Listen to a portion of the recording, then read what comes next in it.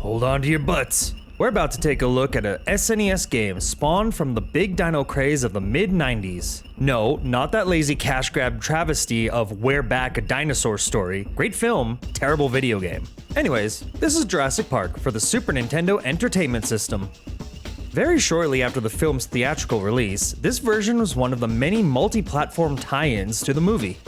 Developed by British company Ocean Software, the game would remain in various top 20 lists for the next year or so, riding high on the popularity of its namesake, as well as its innovative game design.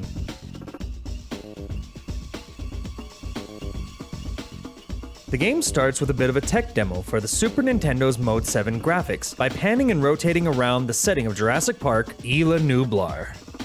The title screen shows off the iconic logo, along with the smaller logos of all the accompanying movie studios, as well as a mouse pointer?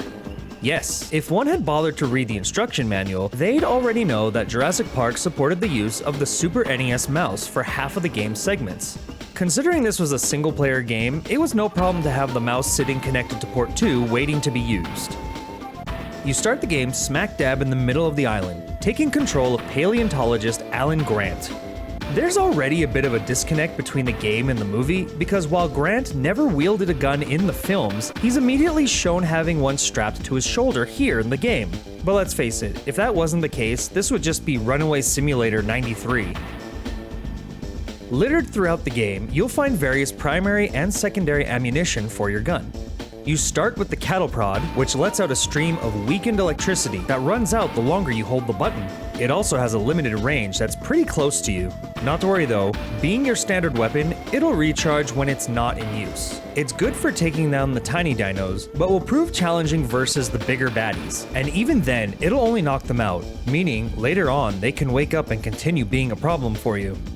Primary ammo that you can find are shotgun shells that give you a longer firing range, missiles that can instantly destroy just about any enemy but run out faster, and tranquilizer darts that will take out most enemies in one hit, but only knocking them out, not destroying them. These darts also seem to be the only thing that's effective against the Tyrannosaurus Rex, if you're so unlucky to run into him. Meanwhile, for the secondary mode ammunition, you can use gas canisters that arc a bit before landing and releasing a knockout gas in a small burst area. And the bolas, which shoot straight forward, covering a wide width, and keep going until they hit a wall or go off screen, which means you can nail multiple dinos in a row. In the quest to activate park facilities and escape the island, there's two gameplay styles. The first being a top-down romp through the wilderness of the park, where you have to navigate the jungles, explore the fields, and solve some access puzzles, all the while avoiding and taking down various dinos. When you enter buildings, the game switches to a first-person view, where you can still use all the aforementioned weapons. In these areas, you need to run some mazes to find access keys and computer terminals to boot up park systems. It's in here that you'll also run into some velociraptors and some dilophosauruses. You know, the spitters. It's these sections that you can start using the mouse if you wish, but the controller also operates everything if you don't have one. The outside segments started out feeling a little clunky, but I got used to it pretty quick.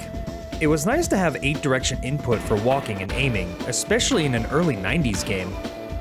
I was feeling a bit lost navigating the park, but started to learn some locations. It was only after that I realized that the instruction manual actually gives a pseudo map for reference. Also, with the motion sensor posts that act as respawn points, and also give instructions on what to do, I really should have been following those instead of wandering around aimlessly. As for the interior segments, well, those didn't really age too well. Now, keeping in mind, this was actually really advanced stuff on the SNES back in '93. Many even called it innovative.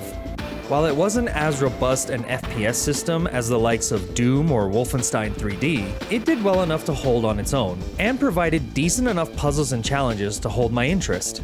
It was a janky experience, but somehow I stopped caring when I was focusing on the tasks at hand. The two gameplay styles worked well together, never feeling so disconnected, but offering variety, which is good because I don't think the game would have held up nearly as well if it played exclusively like one genre or the other. Also, something noticeably lacking was a save or password feature. With the factors that the game is actually relatively slow-paced, plus the high amount of health restoratives, lives, and continues offered, it seems the developers didn't think it was necessary. Either that, or they just outright forgot or couldn't code it. According to howlongtobeat.com, one could finish this game in 5 focused hours, 9.5 if you go for a completionist run. The gameplay of Jurassic Park gets a 7 out of 10.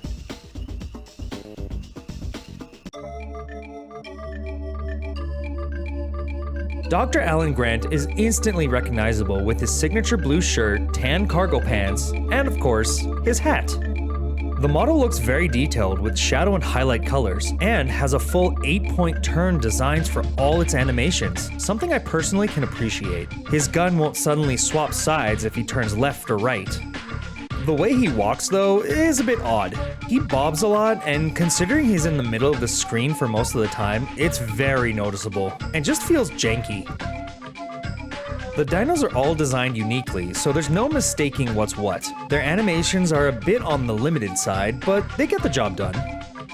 The environment is surprisingly lush. The colors aren't crazy bright, nor are they a drab, desaturated hue, but somewhere in the middle, making it look somewhat realistic.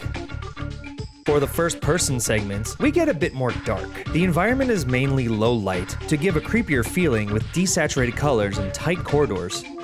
I'm sure there's a lot of repeat wall designs, but when you concentrate on where you're going or what you're doing in these segments, you don't really care, so good use here. Anything that was interactable on the walls were very much easy to distinguish, and the dino enemies were mainly easy to identify. There were a few instances where I didn't realize a dino was right in front of me, but with how infrequent that occurred, and based on the timing, those may have been done intentionally. These days, the low frame rate of the first-person sections hurt. It may have wowed us back in the 90s, but it's unfortunately far too dated to ignore now. The graphics of Jurassic Park get a 6 out of 10.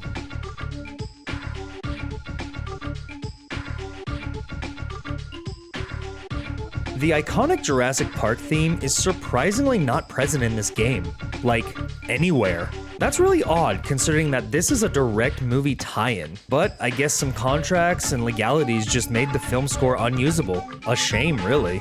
That said though, the soundtrack on this game is actually no slouch. A lot of the exterior tracks are just so 90s through and through. The beats and the instruments evoke 90s techno, which once again is so far off from the film score, but they rock, so all is forgiven.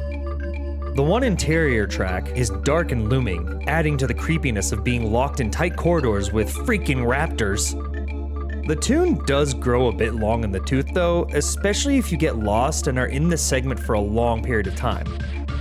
The selection of sound effects, very much like the music, really adds to the 90s feeling. Digital warbles, tinny sounding tings, and muted puffs of explosions all harken back to a time of super compressed audio. And keep in mind, I'm comparing this not only to today's standards, but also games of its own time too.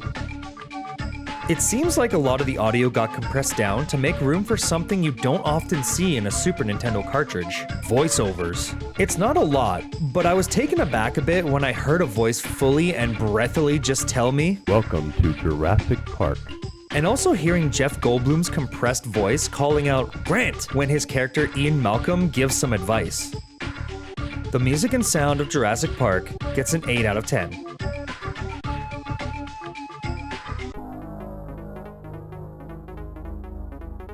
Down in the unfinished basement of a cousin's house, a propped-up 20-inch TV would be surrounded by us kids during family gatherings. When we weren't swapping turns on Super Mario World, we were watching each other take runs at Jurassic Park. Some of the kids were old enough to have been enamored by both the film and the game, while others just dug on the gameplay alone. The music may have been a factor too, but I recall it being so loud in there that we couldn't even hear it over each other. It must have been nearly 30 years since I last played this game, so my mental recollection of it was actually pretty off. I was expecting something more cartoony and a bit less clunky to control. Time sure messes with your memory, doesn't it? The nostalgia hit gets a 7 out of 10. Even though this game strayed quite a bit from the source material, there was enough theming there to warrant calling this a Jurassic Park game. It still tries to follow some of the film's goals, as well as adds a few elements from the books too. Being a tie-in game for a popular franchise got people through the door, but the variable gameplay, audio, and approachable puzzles kept people in the building. Jurassic Park was a solid entry to the SNES library, and if you have a craving for some 90s vibes, it's worth a sitting to soak it all in.